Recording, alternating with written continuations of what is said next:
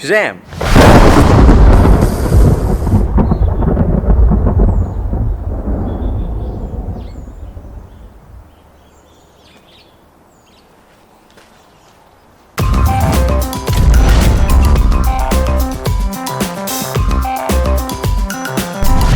Welcome to Red's Effects, the place for newbies, indies, as well as low budgeters. Today guys, we're going to be heading back to the roots of the show, which is doing effects from popular movies and TV shows and tackling the main transformation effect from the movie Shazam. So shooting the footage for this effect is not that difficult. What you want to do basically is have your actor and have two shirts at the ready, or if you have a full costume, you can have that as well. So what you want to do is have your actor on screen and say the word Shazam, and obviously react by throwing their arms out or something like that. But what you want to do is make sure they keep that pose, change their shirt, and then react to having it change. So essentially what I did was, you see me say the word Shazam, I then change my shirt, and then I match the pose as best as I can, and then react to obviously my shirt changing. So if you look at my two clips, despite my best efforts, it doesn't match 100%, but that's okay because we are going to be covering up that transition with a bunch of light, and there's so much going on the screen that people don't really notice that you're not in the exact same position. So besides that footage, also what you need is some smoke assets. Now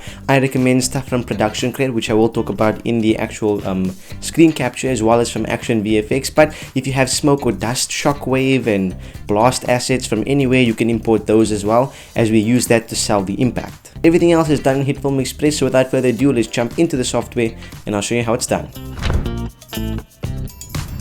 So here we are back in Hitfilm Express. My comp is set up, I've got my smoke and dust assets imported, and my footage is sitting all nicely in the timeline. It's a simple cut. Just after I say the magic words, we cut and boom, we have the next clip with a new heroic looking symbol on my chest. Doesn't match up 100%, definitely no Zack King going on here, but it'll do because, as I said before, we'll be covering that transition up with a big flash of light. But first, let's get to creating that lightning. Let's hit our good old mate Ben the plus icon and create a new black plane. Let's name it lightning because we're boring and straightforward, but name yours Mr. Sparkle Pants by all means. Let's then head over to the effects panel, search for the lightning and electricity effect, and then apply it. Now initially I wasn't a fan of this effect, but I realized soon after that by disabling the glow and taking away the branches, you can pull something really cool out of it. So let's do that. I'll head to the controls and then tweak a few settings. First, let's set the trunks to 1. The wave scale to 0, and the twitch scale to 0.3. Let's then head further down and set the start width to 2, and then the end width to 3. Set the branch number to 0, and then let's also disable that glow by turning its opacity also to 0. Righto, now that we have our lightning primed, let's animate that sucker. Turn the blend mode of the plane to add and trim it to start a couple of frames after you say the magic word.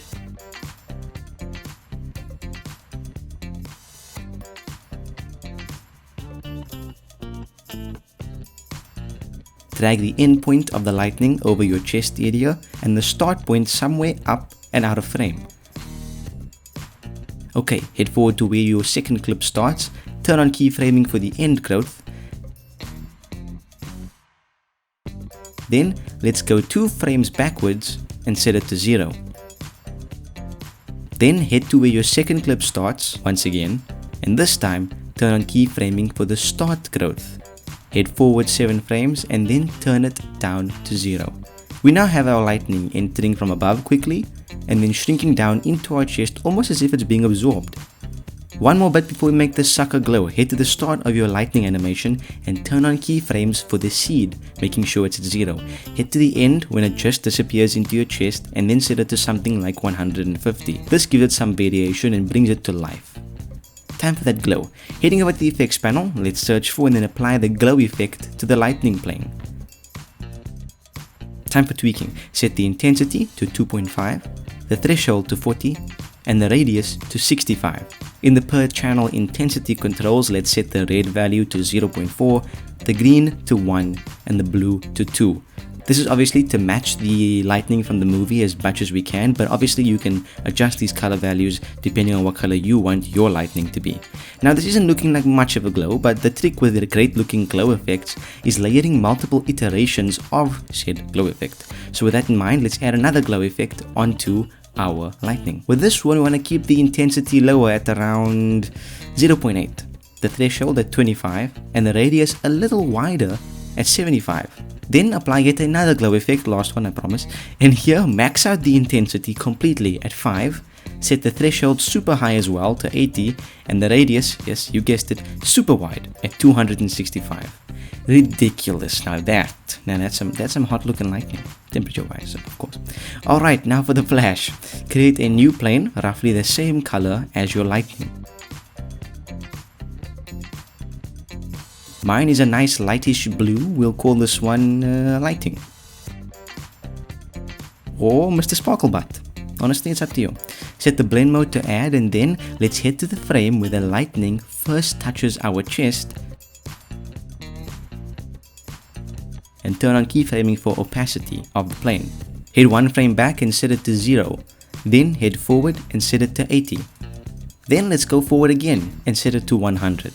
We can then move forward roughly around 8 frames and set it back down to 0.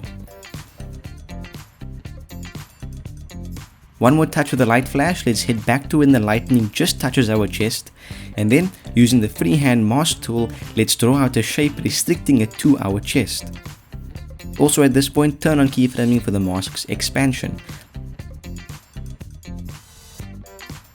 Let's head forward 1 or 2 frames and crank that sucker all the way up until the flash covers our whole screen. Move forward until the flash of light has completely faded out, and then set the expansion back down to 0. This makes it more look like the light is coming from our chest area or the lightning itself. Our final step is adding in some dust and smoke to sell the impact of the strike. So I'm going to turn off our lightning and our light layer and head to the point where my new shot begins, because that's where I want to really sell the impact.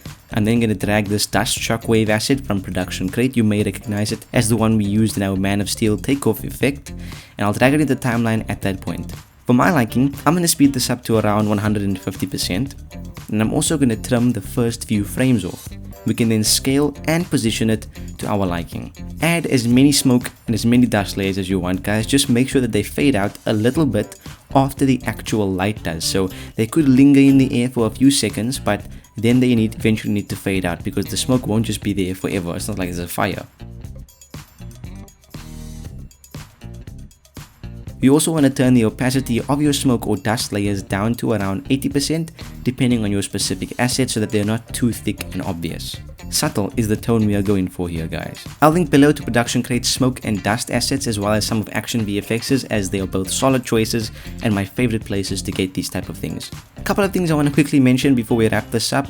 I'm not going over the lightning buzzes that I added in after the main strike, as I did this in my Thor Lightning Eyes episode, linked on screen right now. There are links to a couple of free lightning assets in that video as well, also from Production Crate. But some of those are free, so give it a watch if you haven't already, as it's quite a nice little cherry on top of this effect. I did also add in some camera shake, but again, I covered that as well in numerous other tutorials. Off the top of my head, I believe my explosion effect covered it in a very similar manner to how you'd use it here. So why reinvent the wheel? I'll link that on screen right now as well. As for the glowing emblem, it's quite simple. All you have to do is create a grade layer, mask it around your emblem, whatever it is. Here, mine's a circle, so I'm using the oval mask tool, quite simple for me. And then feather that mask to around 30 pixels or so. We'll then add the glow effect to the grade layer. The settings will be dependent on your shot, of course, based on your own color science and the light present in your shot, but just make sure you have a nice glow going. Rack those sliders up and down, and basically stop when it looks good. Make sure it also starts on the first frame of your second shot. Also, if your actor seems to be moving quite a bit, and even if it's a little bit, like my actor is moving over here, or myself, you need to track the mask so that it stays over your emblem. But you can do that by making sure that you keyframe the mask's position and maybe even the path if you need to do that as well. But at the end of the day, guys, that's it. So without further ado, follow all those steps, stumble into a cave, talk to a creepy wizard dude, say some weird word, and you'll end up with something that looks a lot like this. Shazam!